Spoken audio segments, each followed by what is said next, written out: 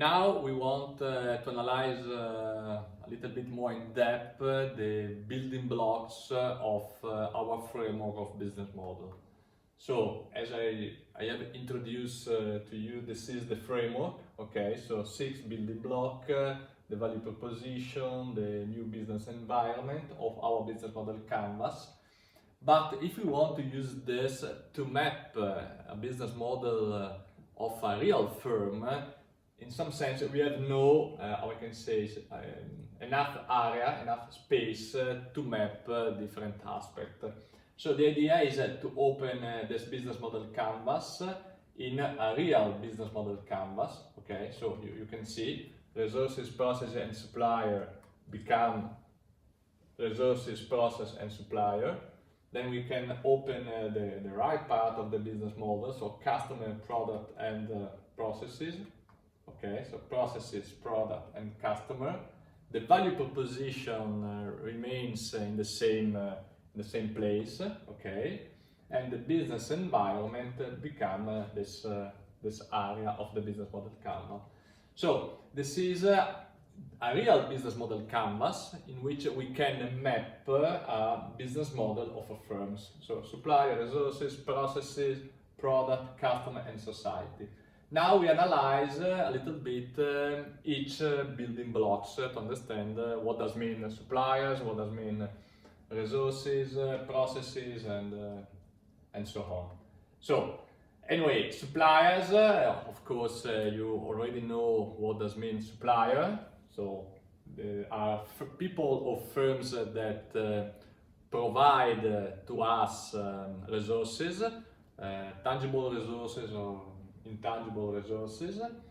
Of course, when we have to map a business model of real firm, we have not, in the case of, I take the suppliers as an example, you have not to list all the suppliers, but you have only to identify which are the most critical suppliers, okay? And in some business models, for example, suppliers could not be critical at all.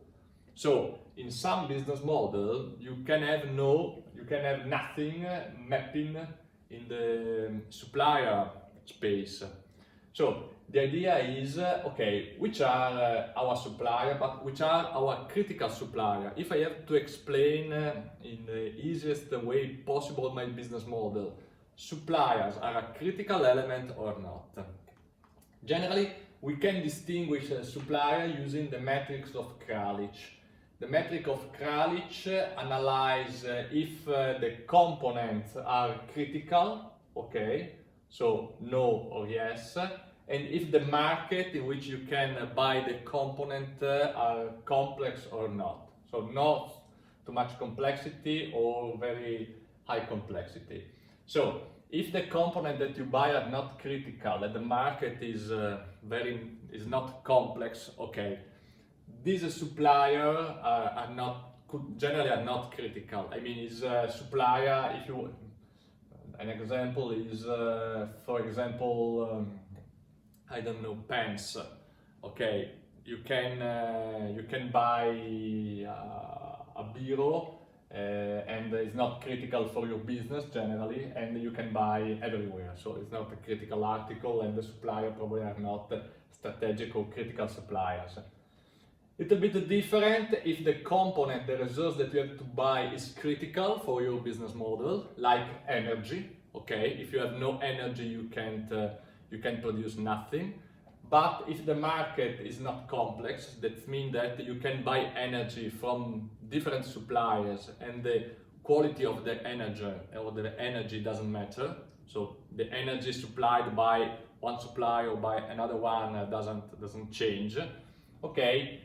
We have a relationship, we are analyzing what we call the leverage article, and okay, generally also these suppliers are not so critical. At the same are not so critical what we can call the supplier related to bottlenecks article. In this sense, the component, the market generally could be very complex, okay, but the component, the resource could not so be critical for your business. I mean, if you need a consultancy related to, I don't know, how to employ people, okay, the market the market could be very complex. I mean, it's difficult to identify a consultant, I don't know if it's true, but a consultant that has a lot of experience in hiring people. But anyway, probably the service, the consultancy that it could provide to you is not so critical for your business. The last situation is when the component is very critical, okay, like a raw material that is scarce, that is not so easy to find, okay, and the market is very complex. For example, in some sense, a good quality of coffee, in the case study, in the case related to Illy, is the coffee, the raw coffee is a critical component for the business model of Illy, and the market is a little bit complex. In that case, okay, you have to develop like a strategic relationship with the suppliers, with that kind of supplier. So, starting from this matrix, we can imagine different strategies to manage the relationship with the supplier. We can have a purchase management strategy in which price is the key, the most important variable. So generally you buy from the supplier that offer you the product, the resource at the lowest price. You can have a research management strategy for the bottlenecks article. You can adopt a material management strategy for the leverage article, or you can have what we call the supply management, or the idea is to develop a strategic relationship with the supplier that provide you critical resource for your business model in a very complex market. So different strategic choice, and we can map different relationship with your supplier in terms of the same framework of before, of the matrix of Kralic. Criticality, okay, of the good, and the fact that it's available, so the complexity of the market. And we can distinguish suppliers that are related to market, means supplier in which the relationship is totally dominated, driven by the price, integrated companies with which you develop a more strategic relationship, knowledge provider. We map here knowledge provider because we believe that knowledge, as I already told you, is probably actually the most critical resource. So people that are able to provide you different typology of knowledge probably are a little bit more critical than the other supplier, and actors of the ecosystem that I will explain later when I will introduce the idea of ecosystem. Okay, so these are suppliers. We have also, in a business model, we can have also to map the supply chains. That could be direct sale force for the supplier, point of sales, industrial distributors, or digital supply chains. Of course, the digital supply chains are becoming more and more important in developing new business models. But generally, supply chains are not so important for developing a very innovative business model until now. We can imagine that in the future could become a critical component. And these are different supply chain management, but we have no time, so we have to go on. And we can move to resources. Of course, you know what resource means in terms of business model, and the distinction, we have already introduced the distinction at the level of resources.